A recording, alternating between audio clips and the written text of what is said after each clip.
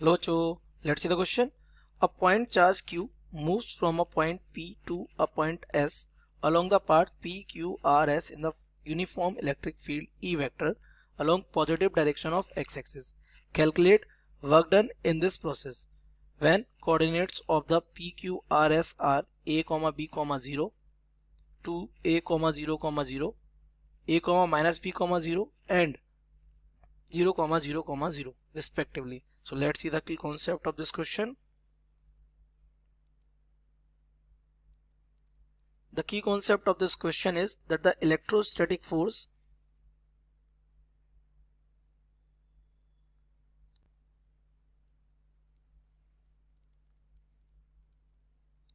is a conservative force. सबसे पहले आपको ये बात पता होनी चाहिए कैसे फोर्स है, conservative force. That means its work done doesn't depend upon path. It depends only on initial and final point.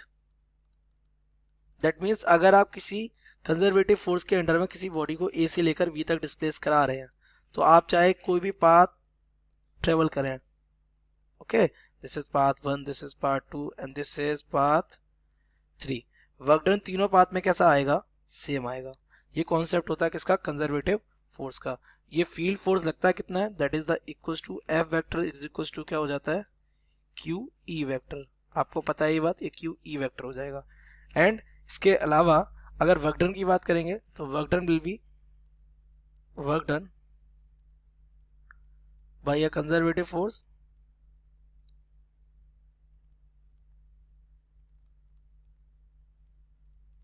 or by any force is given by W is equals to F vector dot R vector.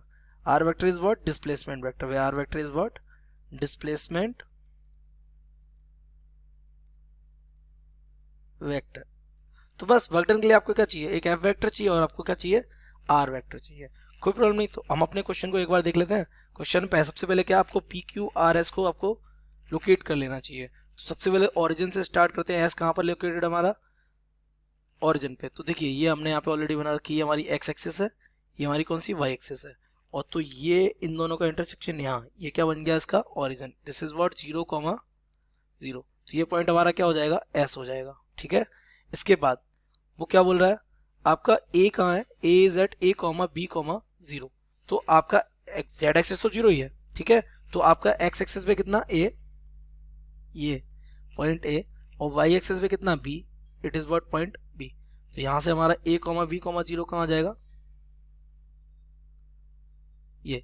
So this is what, A, B, 0. और ये point हमारा है कौन सा, P. No problem. उसके बाद कहां से आ रहा है, क्यू. क्यू कहां पहुंच रहा है, 2a, 0, 0. तो 2a कहां होगा, ये a है तो इसका double, this will be the 2a, 0, 0. X axis भी होगा, बाकियों पे 0 है.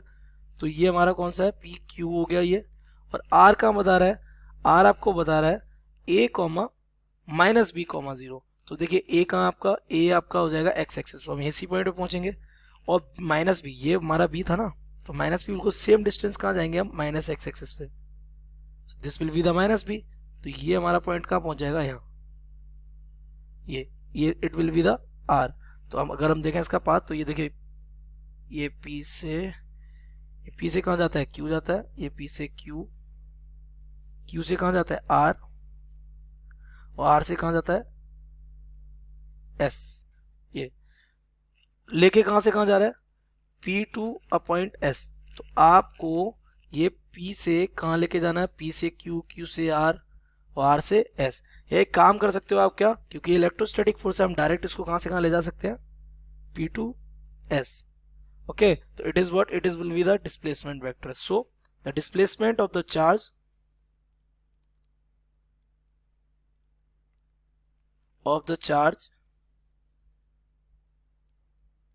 q is from p to q तो आप पहले काम कर सकते हैं, एस पी वेक्टर कैलकुलेट कर सकते हैं, इस पी का पोजीशन वेक्टर। तो पोजीशन वेक्टर ऑफ पी,